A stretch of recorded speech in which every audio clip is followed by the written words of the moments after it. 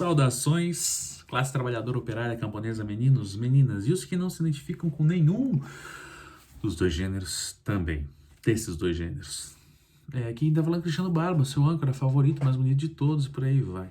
Já sabe, né? Assina o canal, clica em compartilhar, clica no sininho, entra lá na Teologia de Boteco, ó, compra uma caneca da Antifa, classe trabalhadora, operária e camponesa. Do outro lado tem aqui o símbolo do podcast. É isso. Feito o jabá, vamos ao que viemos. Essa semana pintou aí o clipe na MK Music, né, no canal da MK Music, o clipe da Cassiane, que é uma cantora bem famosa. Se você não conhece, você não tá no meio evangélico, talvez você não conheça, mas ela é bastante famosa, é uma voz sem trocadilho, ela é uma voz bastante conhecida dentro das igrejas evangélicas e rolou uma polêmica. A polêmica é que no clipe ela conta a história de uma mulher que era agredida pelo marido e tudo mais.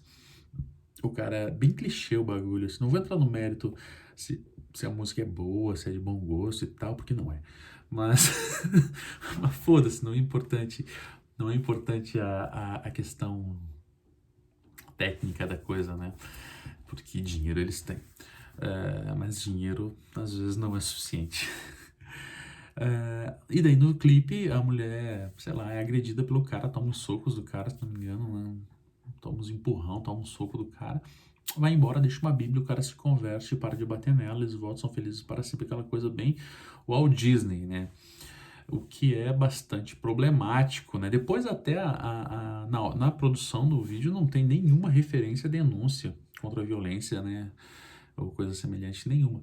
Posteriormente a MK colocou aqueles badzinhos do YouTube lá, né? 180 denuncia e tal, não sei o que. Porque viu que fez merda. Basicamente viu que fez merda e daí colocou lá. Então, e daí gerou polêmica por quê? Porra, porque a mulher tomando porrada do cara e vai rezar pra Deus proteger ela. Porra, vai tomar no cu, né, meu irmão? Ah, Barba, você não acredita em Deus? Não sei mais se eu acredito em Deus. Mas uma coisa que eu acredito é que rezar diante de um agressor não é, na maioria das vezes, na maioria absoluta das vezes, em quase todas as vezes, não é o caso. O caso é denunciar. Porque assim,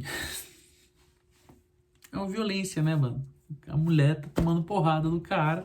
O que você vai fazer? Se teu vizinho aí começa a gritar com a tua mulher, começa a gritar com a esposa dele, começa a falar, pô, eu vou te matar, ou qualquer coisa assim, começa a quebrar as coisas em casa, o que você deve fazer? Você deve não se meter? Não, irmão. Você deve descalar 180. Você deve ligar pra polícia e falar, porra, o cara tá escrotizando a mulher dele, mano, corre aqui, senão vai dar uma merda. Porra, Bárbara, mas você acha certo chamar a polícia? Eu acho que a polícia, em especial a PM, tem que acabar. Não tenha dúvida disso. Mas enquanto não acaba, eu acho que entre a vida de uma mulher, que pode, né, pode sofrer uma agressão física e tal, assim, e chama a polícia, chame a polícia. Na dúvida, fique do lado do mais fraco. É isso. Mas daí é meio óbvio falar isso, né? Um clipe de uma igreja, de uma música evangélica, falando que mulheres devem ser submissas aos seus maridos, que é uma interpretação completamente equivocada, né? Não vou nem entrar no mérito dessa interpretação, que basta você ler mais uma frase que você já percebe que não significa exatamente baixar a bola para tudo que o cara faz. Mas enfim. E também, né, o fato de ser uma música gospel, que é um problema, né? A música gospel, o gospel como um todo é um problema. Se você tem interesse que eu fale sobre o gospel, coloca aí embaixo, Barba, fala sobre o gospel. Se aparecer 30 comentários, hashtag, fala sobre o gospel. Se aparecer 30 comentários aí no YouTube, eu falo sobre o gospel. Menos do que isso, nem venha me perguntar. Mas o clipe, como eu falei, ele é bem clichê, né? O cara bebe álcool e agride a esposa. Uma história que muita gente já ouviu, né? Em especial nas igrejas evangélicas. Muita gente já ouviu essa história da mulher que vai na igreja, o cara é um bêbado e tal, dá porrada nela. Enfim, só que aqui a gente tem uma questão que a gente deve pensar que, no meu no meu entender, é um pouco até mais grave do que isso. Porque a violência contra a mulher, descrita nessa peça aqui, é pura e simplesmente uma violência física. A mulher toma porrada do cara e não denuncia, né? Mas pensar, e no fim ela reza lá, ora pra Deus, o que, e o cara se converte e vive feliz para sempre. Mas esse clipe, ele exemplifica bastante o que significa a igreja evangélica, que é uma potência em franco crescimento no Brasil. A igreja evangélica é um vetor de simplificação de problemas complexos, na busca de soluções simples para esses problemas. Ela trata aqui a violência da mulher, a violência contra a mulher, de uma maneira muito objetiva, a saber, a violência física, toma porrada. Mas se você tiver a boa vontade de pensar um segundo sobre essa questão, você homem, ou você mulher que nunca pensou sobre isso, você vai perceber que tomar porrada não é a única violência que as mulheres sofrem historicamente. Existe uma série de outras violências, as quais talvez não, com certeza seria muito mais efetivo se tivesse uma mulher aqui para falar sobre isso, mas eu poderia citar aqui, sei lá, violência sexual, por exemplo, né? Estupro, sim, estupro, dentro do casamento, você acredita? Homens que estupram suas esposas, suas namoradas dentro do casamento. Bárbara, mas como? Porra, se a mulher não quer trepar e o cara bota pressão para ela trepar, o nome disso é estupro, não é? Não é o caso, o cara, né, sei lá, mas se o cara bota uma pressão pra mulher trepar com ele, sim. Se ela não quer fazer determinadas práticas sexuais e o cara força ela a fazer, é estupro. É estupro. A palavra que se utiliza na nossa cultura para forçar uma pessoa a ter ato sexual contra a sua vontade é estupro. Mas não é apenas essa também, sei lá, violência moral. Cara, eu já vi isso, cara, de perto. Sabe, o cara ficar humilhando a mulher, ficar chamando ela de burra, por exemplo, porque o cara teve uma determinada formação, o cara teve a oportunidade de estudar, né? E a sua esposa não, porque às vezes ficou cuidando dos filhos em casa, ficou cuidando da casa como um todo, e por conta dela ter ficado em casa, cuidando dos filhos, cuidando da casa, fazendo comida, lavando roupa, todas essas coisas, isso já foi tratado lá no podcast com a Cecília sobre trabalho reprodutivo. Por conta disso, esse cara conseguiu galgar a sua carreira universitária e, consequentemente, profissional, e depois devolve isso né, humilhando a mulher, porque ela tem menos formação, menos acesso, é burra, que coloca entre aspas, porque ela só assiste novela ou só vê filme de comédia romântica, por exemplo, né, que são filmes que, sei lá, são mais simples de se compreender, não são filmes complexos e tal. Eu já vi isso acontecer bem perto mesmo, não posso nem lembrar. Então, e por que essa violência acontece? Será que os homens são maus e as mulheres são boas? Isso seria uma resposta simplista, né? Mas, mano, não é o caso. Porque homens bons também cometem esse tipo de violência algumas vezes. Mesmo nós, homens de esquerda, que teoricamente solidarizamos com a causa das feministas, e falo teoricamente porque é realmente teoricamente, a gente só solidariza com a causa das feministas nas coisas que são mais explícitas. Porque muitas vezes, mesmo nós, homens que solidarizamos com a causa das mulheres, acabamos tropeçando e falando alguma merda, tendo uma atitude machista, não apenas com as nossas esposas, mas com as nossas colegas de trabalho, com as nossas amigas, com as nossas mães, por aí vai. E quando somos repreendidos por outras mulheres diante das situações, nos colocamos de maneira muito na defensiva, largando aquele clássico não, porque nem todo, né? Eu não, isso aí não é machismo.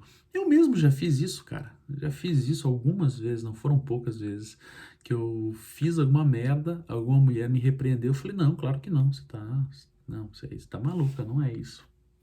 Já fiz sim, admito, com nenhum orgulho, com muita vergonha, mas fiz. Não posso voltar no passado e desfazer. O que eu posso fazer agora para frente. Então, o que eu quero dizer com isso? As violências que as mulheres sofrem, elas são de ordem muito variadas. Cada classe social, não que cada classe social sofra um tipo de violência, né? Porque algumas classes sociais diferentes sofrem os mesmos tipos de violência, e por isso é tão complicado, porque às vezes mulheres ricas sofrem violências físicas, mulheres pobres sofrem violências patrimoniais, mas às vezes mulheres ricas também sofrem violência patrimonial, e mulheres pobres também sofrem violências físicas, então é muito complexo pensar isso, porque a violência contra as mulheres ele é um problema estrutural, né? A gente foi, homens e mulheres foram criados para entender que homens são superiores e mulheres são inferiores. Pelo menos aqui no Brasil, né? A minha experiência, a maior parte da minha vida eu morei aqui. Então a gente cresce sendo ensinado, mesmo que subjetivamente, e algumas vezes não tão subjetivamente, somos ensinados a compreender isso, que mulheres são inferiores e que os gostos das mulheres são gostos superiores, que as demandas e os anseios das mulheres são anseios de segunda classe, demandas de segunda classe. E isso nos leva em uma conversa, em um debate, em uma relação, seja ela qual for, menorizar as mulheres, nós homens. Menorizar as mulheres, né? Tratar as mulheres como inferiores, gerando uma espécie de bola de neve, sem nenhum trocadilho aqui, a gente está falando de igreja evangélica, gerando uma bola de neve que vai culminar nisso que a gente vive. Vai culminar nessa sociedade desigual, misógina, machista pra caralho. Só que quando você vê um clipe como esse, da Cassiane, tô apontando aqui pra tela do computador, tá? Desculpa se você não tá vendo a tela, que a Cassiane tá parada ali me olhando. Quando você vê um clipe como esse, se você não tem o mínimo de senso crítico, você reduz toda essa complexidade que eu falei, todas essas questões que eu falei, a uma relação direta. Um cara que agrediu uma mulher. E esse cara, se a gente conseguir orar a Deus, né? Toda a igreja se unir em oração para esse cara se converter, esse cara para de bater, pum, tá resolvido o problema. Porra, quem dera fosse assim, né, brother? Porque a gente resolvia tudo. As igrejas evangélicas, elas são, de modo geral, um vetor de retrocesso da análise crítica, um vetor de retrocesso dos questionamentos, em especial as neopentecostais e as pentecostais também. Falo isso com muito cuidado, porque tem uma série de questões envolvendo o preconceito contra o pentecostalismo, que está muito associado ao racismo, e eu não falo isso, em hipótese alguma, nessa perspectiva racista. Muito pelo contrário. Porque o racismo também é um problema dentro das igrejas. Da mesma forma que as mulheres são menorizadas e o problema que é o racismo, o feminismo é menorizado dentro das instituições e tratado como uma questão objetiva que pode ser solucionada num passe de mágica, o racismo também é. O racismo, ele... E ainda que algumas pessoas podem falar assim, Bárbara, mas existem vários líderes negros e existem várias líderes negras. Sim, existem vários líderes negros. Isso não quer dizer que não exista racismo, muito pelo contrário.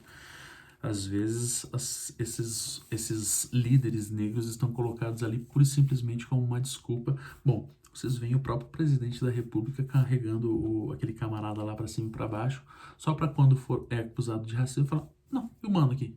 O cara é negro, mano. Eu não sou racista. Próxima pergunta. Acontece muito nas igrejas evangélicas também. Então, o que eu quero dizer aqui, para você, meu amigo e minha amiga que está vendo, e que eventualmente você frequenta alguma igreja evangélica, ou não também, se você é uma pessoa normal que não frequenta igrejas evangélicas, antes de mais nada, é preciso salientar que, além da PM, essa instituição cabulosa, as instituições religiosas, a saber, as igrejas, precisam acabar. Isso é uma urgência teológica, do meu ponto de vista. Mas, enquanto não acabam, se você que está frequentando uma igreja, eu estou te questionando aqui, e para você que não frequenta igreja também, esse clipe da Cassiane é muito mais grave do que a gente está pensando. Porque ele está mostrando pra gente, ele está mostrando para quem não é crente também, e eu espero que com esse vídeo ele mostre, a partir da minha análise, para os crentes também, que o problema é mais grave. O problema é o silenciamento da complexidade da questão, das questões, que é encoberta por uma camada de mágica.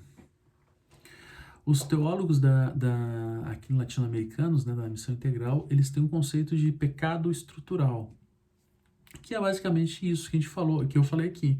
O machismo, ele não é um problema de que um cara malvado maltrata uma mulher que não é malvada. É um problema estrutural. Homens bons também são machistas.